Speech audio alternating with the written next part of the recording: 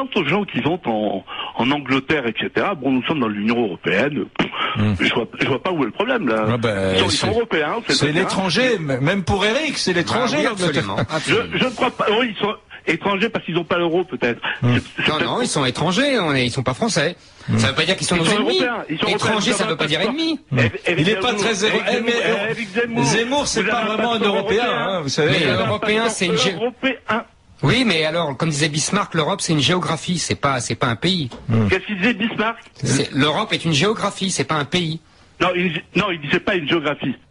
Non. Alors, il dit géographie politique, il disait. Non, c'est pas la même chose. Pas du tout, Non, ce n'est pas la même chose. Pas du tout. Non, ce n'est pas la même chose.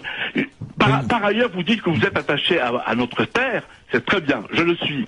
Mais je vous ai entendu, à l'époque où vous sévissiez sur une chaîne du service public sur la 2, pour ne pas la nommer, que vous étiez d'origine berbère. Bon, donc vous êtes attaché à votre terre. Non. Pourquoi ne pas retourner en Kabylie, par exemple? Non, là vous dites n'importe quoi. Non, c'est vous qui avez dit, c'est pas moi, hein. Non. J'ai dit, on m'a demandé quels étaient mes ancêtres. Mes ancêtres, oui, ils sont berbères. Donc vous êtes berbère. Mais non, pas du tout, pas du tout. Parce vous êtes quoi? Je suis français. Vous êtes français d'origine berbère. Mais alors, et alors, à ce moment-là, pourquoi ne pas retourner, justement, lorsque vous faites le client? Mais mon cher, c'est compliqué, Michel. Mon cher monsieur, on peut vous répondre là, ou vous parlez tout seul? Mon cher monsieur. Voilà, Michel. Mon cher monsieur. Je vous écoute. Mon cher monsieur, il y a un siècle et demi, mes ancêtres ont demandé et ont été ravis d'acquérir la nationalité française. Donc ils sont français. À part Pétain qui leur a enlevé la nationalité française, ils sont français et ils aiment la France et donc c'est comme ça que je suis devenu français. Donc ma terre, c'est la France. Mes ancêtres, c'est les Gaulois, même si c'est culturel et même si ethniquement, ce ne sont pas des Gaulois. Donc voilà, c'est la France pour moi, c'est ça.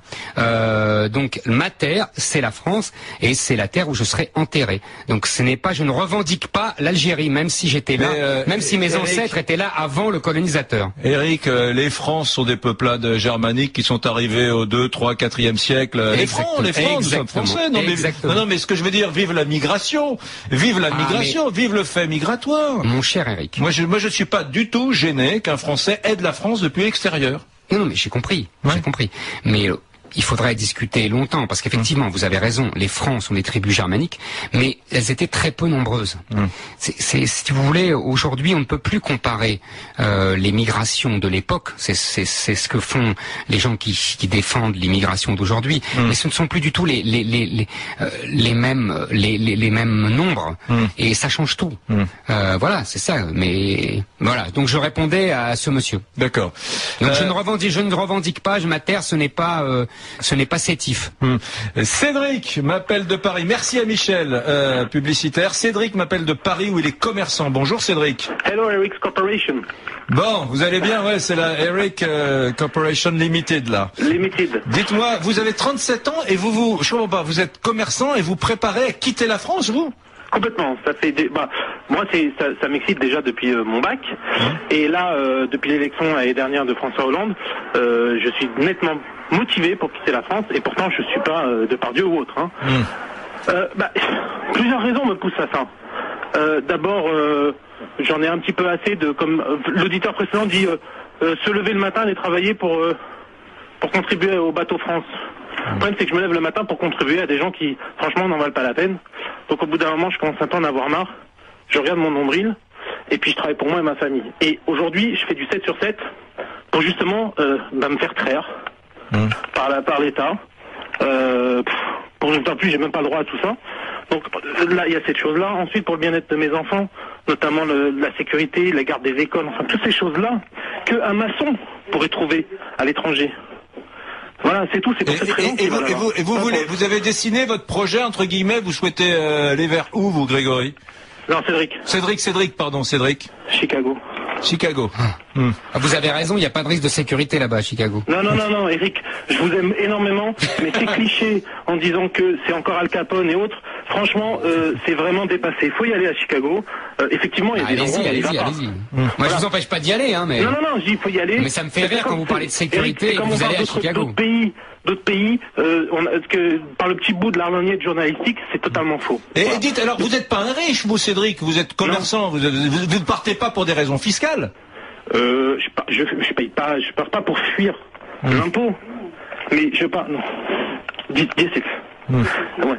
Je pars simplement parce que, surtout pour l'environnement, le bien-être, etc. Ouais, mais... Effectivement, j'en ai marre de bosser pour les autres et qu'au bout à la fin du mois, il reste rien. C'est ça que vous ne comprenez pas, Éric Zemmour. C'est ça que vous ne comprenez pas. Les gens qui se tirent ne se tirent pas pour des raisons fiscales, ou en tout cas jamais que pour ça. Jamais que pour ça. Il y a la question du désamour qui est très importante. Le mépris, le racisme social n'existe qu'en France. Jamais un chef d'État n'a dit, même avant d'être chef d'État, je n'aime pas les riches. Enfin, c'est désigner une caste, une strate sociale à la vindicte générale. C'est inacceptable. Les riches contribuent à construire les centres hospitaliers que vous vantiez tout à l'heure, Éric Zemmour. Éric, il y a dans tout pays, il y a des systèmes de pensée qu'on appelle une culture et qui sont globales. C'est-à-dire que là-dedans, vous pouvez toujours prendre quelque chose qui ne vous plaît pas, et vous avez bien raison.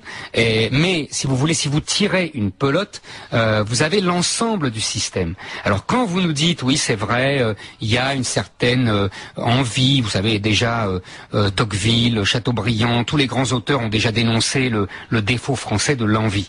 Donc c'est pas nouveau.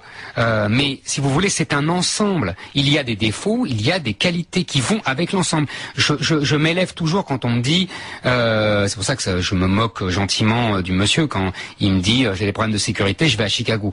Ça me fait rigoler parce que s'il y a un pays où il y a d'énormes problèmes de sécurité, c'est les États-Unis. Ce n'est pas un lieu commun journalistique. Simplement eux, ils le traitent. Je suis pas d'accord. Je suis pas d'accord. Les grandes villes américaines ont considérablement. Mais bien sûr, parce qu'il est. Mais vous avez raison. Giuliani à l'époque à New York a considérablement. Mais il y a encore 10 fois plus. Non, aux États-Unis qu'en France. Mais bien sûr. Non. Mais bien sûr. Non, c'est faux, mais bien sûr. Non. Simplement, ils partent de 100 fois plus. Alors évidemment, on descend à 10 fois plus. C'est un exploit. Vous avez tout à fait raison. Mais bien sûr. Non, il n'y a pas 10 fois plus de violence aux États-Unis qu'en France.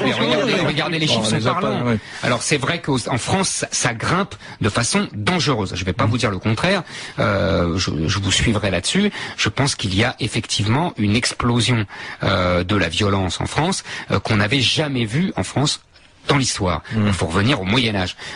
Donc ça, je suis d'accord avec vous. Mais les États-Unis ont une telle avance sur nous. Et en plus, comment ils règlent le problème? Ils règlent le problème de deux façons. D'une part, en emprisonnant des gens massivement. Moi, je suis pas contre, hein. Ça me gêne pas, mais en tout cas, il faut savoir qu'ils le font et systématiquement. Vous savez qu'aujourd'hui, je crois qu'il y a un jeune noir sur 2 qui est en prison ou qui a connu la prison. C'est colossal. Et deuxièmement, ils le traitent par la séparation des communautés. Il faut pas vous leurrer. Donc c'est un système qui est multiculturel. On le règle par la séparation des communautés étanche. Il y a, je crois, les mariages mixtes entre blancs et noirs. Vous savez que c'est moins de 1% aux États-Unis. D'ailleurs, quand on regarde un film américain, le héros noir, Will Smith ou un autre comédien est toujours marié ou presque toujours marié à une comédienne dans le film, dans la fiction, à une comédienne noire, ce qui est tout à fait inhabituel en France. Mais parce qu'aux États-Unis, c'est comme ça. Donc il faut bien vous comprendre. Pourquoi je vous dis ça? Pas pour dénigrer les États-Unis. Étymologiquement, apartheid, ça veut dire développement séparé. Hein, voilà. C'est pourquoi je vous dis ça. C'est pas pour dénigrer les États-Unis. C'est pour vous dire que chaque pays a son système qui est global. Et il est inutile de prendre un élément qui vous déplaît parce qu'il est lié à un autre. Quand, si vous voulez, vous dites oui, jamais dans un autre pays on dira je n'aime pas les riches, etc. Vous avez raison. Mais ça c'est un élément d'un ensemble. C'est tout ce que je veux dire. Voilà. Donc il faut savoir que quand vous dénoncez un élément, J'entends simplement ce pays qu'on les politiques n'appellent plus la France maintenant, qu'ils appellent la République. Simplement. Ce pays n'a pas commencé à la 5e République ni à 1789. Ce pays il est magnifique, il dure depuis longtemps. Pourquoi est-ce que certaines personnes le tordent ce pays et lui donnent cette configuration si déplaisante pour des millions de citoyens qui lui ont tellement donné donnée et qui ont si peu reçu. Et je comprends que ces citoyens veulent se tirer. On va se retrouver sur... je suis tout à fait là, vous avez dit un truc qui me touche, parce que ça m'exaspère moi aussi, qu'on ne dise plus la France, mais la République. La République, il y a la République vénézuélienne, la République italienne, la République, il y en a beaucoup. Là, je suis tout à fait d'accord avec vous, et ça, alors là, on se retrouvera, parce que c'est l'obsession de la gauche de commencer l'histoire de France à 1789 et de n'ignorer et d'effacer les 1000 ans d'histoire qui ont précédé. Ça, vous avez tout à fait, là, je suis tout à fait d'accord avec vous.